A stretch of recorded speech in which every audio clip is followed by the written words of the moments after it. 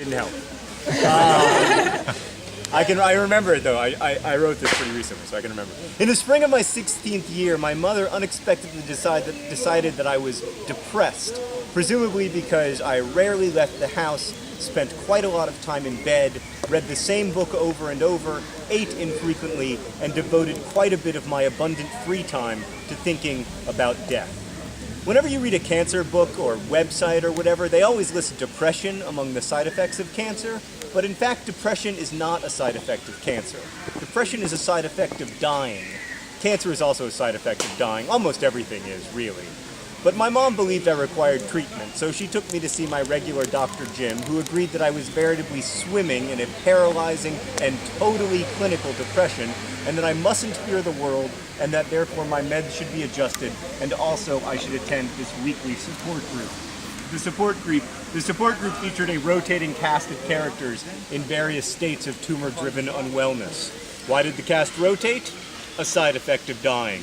The support group, of course, was depressing as hell. It met every Wednesday in the basement of a stone-walled Episcopal church shaped like a cross.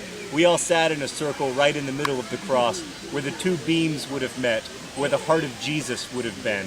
I recognized that because Patrick, the support group leader and only person over 18 in the room, talked about the heart of Jesus every freaking meeting. All about how we, as young cancer survivors, were sitting right in Jesus' very sacred heart or whatever. So here's how it went in God's heart. The 6 or 7 or 10 of us walked or wheeled in, grazed at a decrepit selection of cookies and lemonade, sat down in the circle of trust, and then listened to Patrick, our leader, recount for the 1000th time his depressingly miserable life story. How he had cancer in one of his nuts, and they thought he was going to die. Do we have that word? Nuts? Balls? Testicles? Okay. How he had cancer in one of his balls and they thought he was going to die. I love this guy. How he had cancer in one of his balls and they thought he was going to die, but then he didn't die, and now here he is, a full-grown adult in a church basement in the 137th nicest city in America, divorced, addicted to video games, mostly friendless, eking out a meager living by exploiting his cancer-tastic past, slowly working his way toward a master's degree that will not improve his career prospects, waiting, as we all do, for the sword of Damocles to give him the relief that he escaped lo those many years ago when cancer took both of his nuts, but spared what only the most generous person would call his life. And you too might be so lucky. I'm going to skip ahead, if I can. On your little phone. I don't mean to make fun of your phone. I mean, I make fun of this phone, but here we are sitting in a park, and I'm able to download my new book onto a device that is smaller than my hand. So maybe I shouldn't complain. Yeah, so she goes to this support group, and then she meets this boy. I want to read to you about the boy, if I can. Yeah, here we go. So the boy says, he's very handsome. Tall, handsome, you know. That's a girl, by the way. The narrator of the book is a girl. I wasn't clear. Was it weird writing from a girl's point of view? Not really. I mean, it should have been weird, but for some reason it really wasn't. And I kept having my wife read it, and I'm being like, "Does this sound like a girl?" And she was like, "Yeah." You know, the only time it doesn't sound like a girl is when I would dress her. You know, Sarah would always be like, "No." She's like, "You dress her like she was 16 in 1995." Because of course, like in my mind, all of these girls are wearing beautiful sundresses, and yeah, they just look hot according to my definition of hot from what is now like 20 years ago. So yeah, so she like would change the dresses or the blouses, or I don't even know the words. She literally wrote it. She wrote the clothing, and then I wrote the rest. Yeah, so she meets this boy comes to support group. He's very good looking, and he's really staring at her very intensely, which is unusual because, you know, like, she's got this oxygen tank that she has to carry with her all the time, and this cannula, these like tubes that go into her nose to help her breathe, and she's just not used to boys staring at her. And the boy says, the boy Patrick, that group leader who has no nuts, asks Augustus,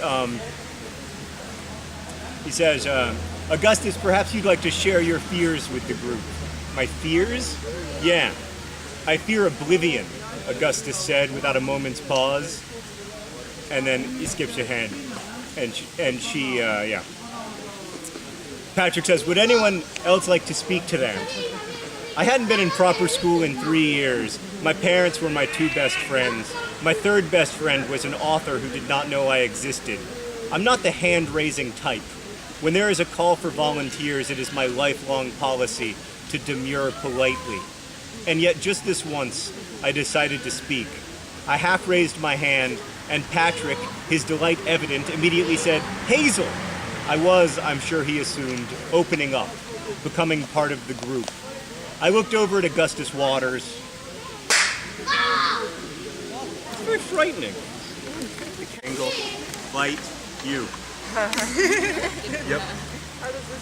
Yeah, I'll just do it. Just make sure my head is in the frame. That's the main thing. And it's recording now. So just make sure that my head is... Yeah. Can you see my head?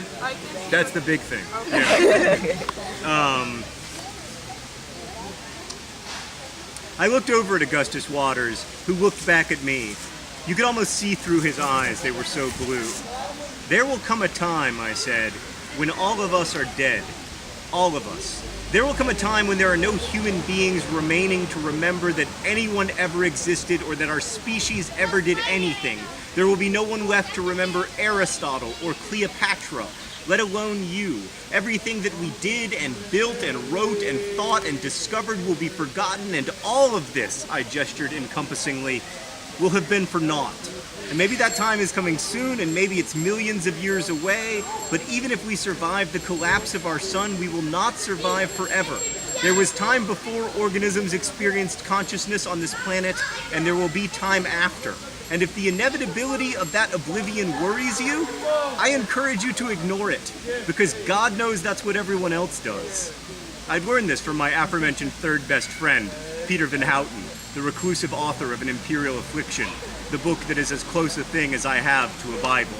Peter Van Houten is the only person I've ever come across who seems to A, understand what it's like to be dying, and B, not be dead. After I finally shared with the group, there was quite a long period of silence as I watched a smile spread all the way across Augustus's face. Not the little crooked smile of a boy trying to be sexy while he stared at me, but his real smile, too big for his face. Damn, Augustus said quietly. Aren't you something else? All right, I think that's what I'll read. So that's a little bit from my new book. Oh, you don't... Thanks. What'd she say? What'd he say? Thank you. Yeah. Here. Will you lock me off? I trust you. Thanks.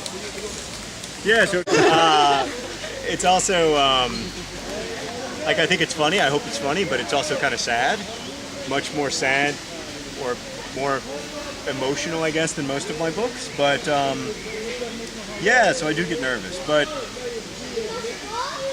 I don't know. All you can do is write the best book that you can write, and then people like it or they don't. You can't really... It's like when you make a gift for someone. I was thinking about this. My anniversary was yesterday. And like you make a gift for someone or you make a meal for someone or something. And it's a gift and maybe they don't like it. But you can't control whether you like it. All you control is whether you tried your best to make the best thing that you could make for them. And then, you know, it's up to them. So I hope you like it. I don't know. Maybe you won't. It's okay if you don't. But hopefully you will.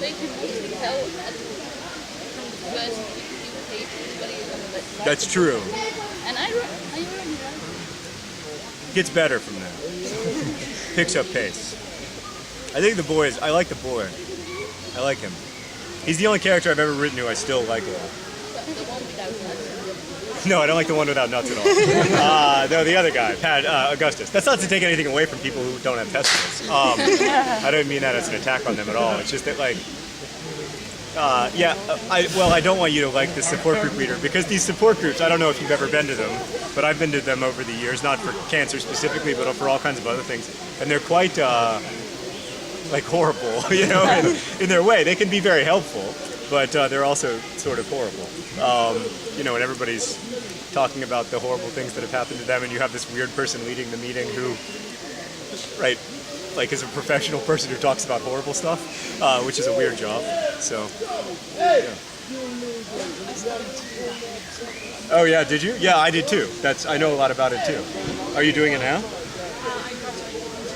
Oh well, good luck. But it's very important work. I worked at a children's hospital doing counseling and working with families of kids who were sick or had died, and yeah, it's extremely difficult. It's a weird job to choose. So yeah, I've been working on this book really since then, which was 2000. So that was when I first wanted to write it, and now I finally have written it. Yeah. Well, I think I'm going to go because I think I have to go to the next thing. Yeah, and there might be some people at the bookstore because we announced that you would be there until 4:30. And I have to go back to the bookstore apparently. So maybe there's some for. And I'll send them here. Can you promise at least some of you to still be here in like 15 minutes? Yeah? A few of you? Yeah, okay. I'm going to send them here if there are more. Wij organiseren een eigen dag. Wil je dan verkopen? You guys are so great. Ja, zoiets. En dan misschien Thanks for coming to the park. dan naar de... No, I'm used to it. Hundreds of thousands. Vive la locoesse!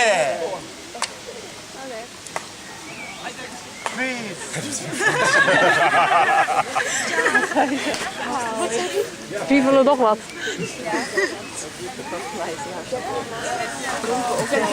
Yeah, did good. Ja, heel veel in de park.